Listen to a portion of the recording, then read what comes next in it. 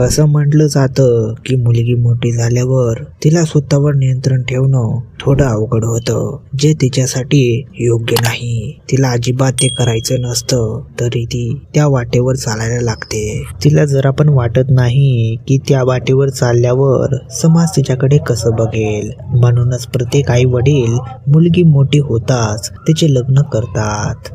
तर मित्रांनो, आजची गोष्ट थोडी वेगळीच आहे. आजच्या कथेत एक बहीण स्वतःच्या भावाबरोबर ते सर्व करण्यासाठी वेडी झाली होती. माझा एक मित्र होता प्रीतम, आणि त्याला एक बहीण होती. तिचे नाव आरती असे होते. आरती प्रीतमपेक्षा 3 वर्षांनी मोठी होती. एके दिवशी प्रीतम त्याच्या खोलीत झोपला होता. रात्रीची वेळ होती. साधारण 12 वाजले होते. मग त्याची बहीण प्रीतमच्या खोलीत येते. तिनं आवाज करता गुपचूप प्रीतमच्या शेजारी झोपते. जेव्हा प्रीतमला आपल्या शेजारी कोणीतरी पडलेलं आहे हे लक्षात आल्यावर तो उभा राहतो आणि लगेच खोलीतली लाईट चालू करतो. त्याला दिसतं की त्याची बहीण आरती त्याच्या शेजारी पलंगावर झोपली होती. खरं तर ती झोपलेली नव्हती, पण ती झोपायचे नाटक करत होती. त्यानंतर प्रीतम तिला उठवतो आणि म्हणतो, ताई, हे काय कृत्य आहे? तर त्याची दीदी म्हणते, दादा, माझ्या रूमचा फॅन खराब झाला आहे म्हणून खूप गरम होत होतं, म्हणून वाटलं की मी तुझ्या रूममध्ये येऊन झोपावे. त्यानंतर प्रीतम म्हणतो की सर्व ठीक आहे, पण एकदा तरी मला सांगून झोपायचे ना. मी किती घाबरलो होतो की अचानक माझ्या शेजारी कोण आलं. त्यानंतर दोघेही झोपी जातात. जेव्हा सकाळी प्रीतम त्याचे डोळे उघडतो तेव्हा त्याने पाहिले की त्याची बहीण त्याच्यावर पाय ठेवून झोपली होती. प्रीतमला हे सगळं बरं वाटत होते. मग त्याच्या आईने बाहेरून हाक मारली. मग तो उठून दरवाजा उघडायला गेला. जेव्हा त्याच्या आईने पाहिलं की आरती पण त्याच्या रूम मध्ये झोपली होती, तेव्हा ती म्हणाली, प्रीतम, ही आरती तुझ्या रूम मध्ये काय करत आहे?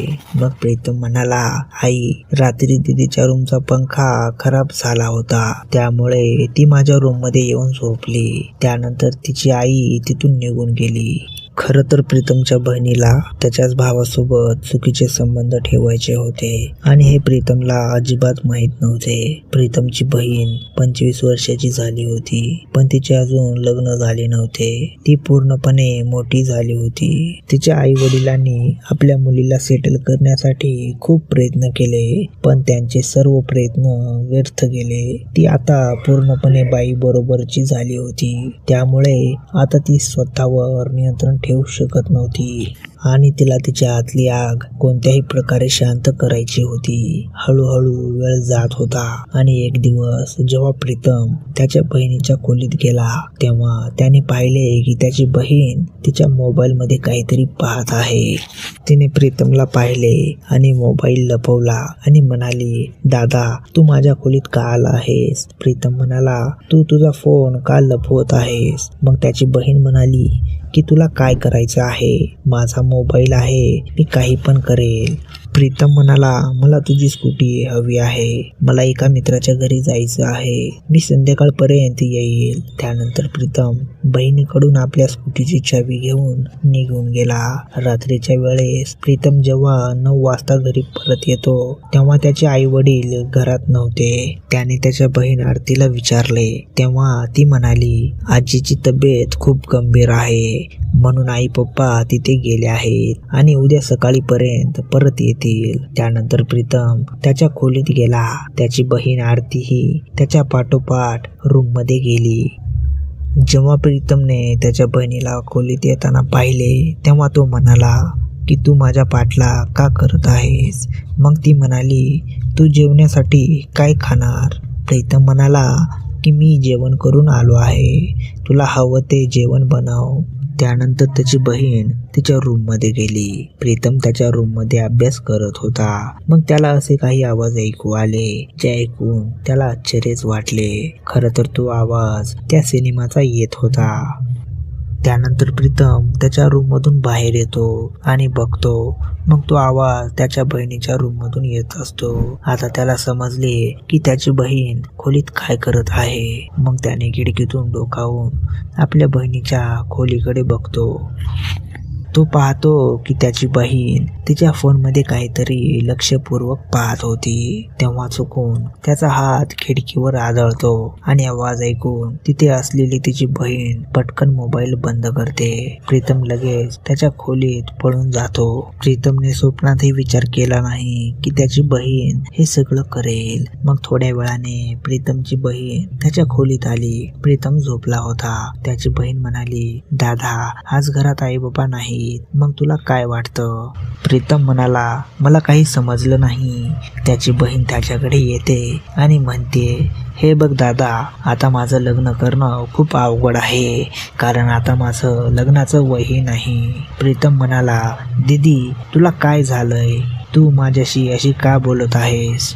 प्रीतमची बहीण त्याच्या भावाबरोबर असं करण्यासाठी वेगवेगळे डाव अवलंबत होती, पण तिचा सगळा प्लॅन फेल ठरत होता. तर प्रीतम तिच्या बहिणीच्या मनात काय चाललंय आणि त्याच्यासोबत काय करायला उत्सुक आहे हे त्याला सगळं समजत होतं. शेवटी तोही माणूसच होता. जेव्हा त्याच्या बहिणीचे हे कृत्य पाहून त्याची इच्छा होत होती, त्यालाही आपल्या बहिणीबरोबर तसे करावेसे वाटायचे. पण आरती त्याची बहीण होती. कशीबशी ती रात्र निघून जाते आणि सकाळ झाल्यास प्रीतमचे आई वडील घरी आले. प्रीतमने त्यांना विचारले की आई काय झालं आहे? तू खूप आनंदी दिसत आहे. तर त्याची आई म्हणते, बेटा आज खूप आनंदाची गोष्ट आहे, तुझ्या दीदीचे लग्न ठरलं आहे. मग प्रीतम म्हणाला, पण आई तुम्ही लोक आजीला भेटायला गेला होता ना, मग लग्नासाठी मुलगा कुठे दिसला? त्याची आई म्हणाली की तुझ्या आजीला भेटायला अजून नातेवाईक आले होते. त्यात एक मुलगाही होता जो आम्हाला खूप चांगला वाटत होता.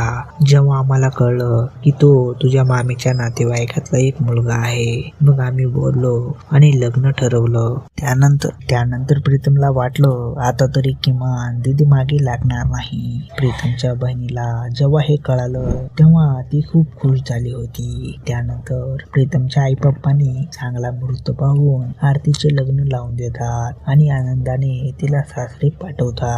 तर मित्रांनो, अशा प्रकारे खूप दिवसांनी आरतीचे लग्न झाले आणि ती खूप खुश आहे. मित्रांनो किंवा मैत्रिणींनो, तुमचे लग्न होत नसेल तर कमेंट बॉक्स मध्ये सांगा, मी नक्कीच तुमच्यासाठी लग्नाची सोय करून देईल. हा व्हिडिओ तुम्हाला कसा वाटला ते नक्की कमेंट बॉक्स मध्ये कळवा. आणि हा व्हिडिओ आवडला असेल तर लाईक, शेअर आणि सबस्क्राईब करायला विसरू नका. भेटूया लवकरच.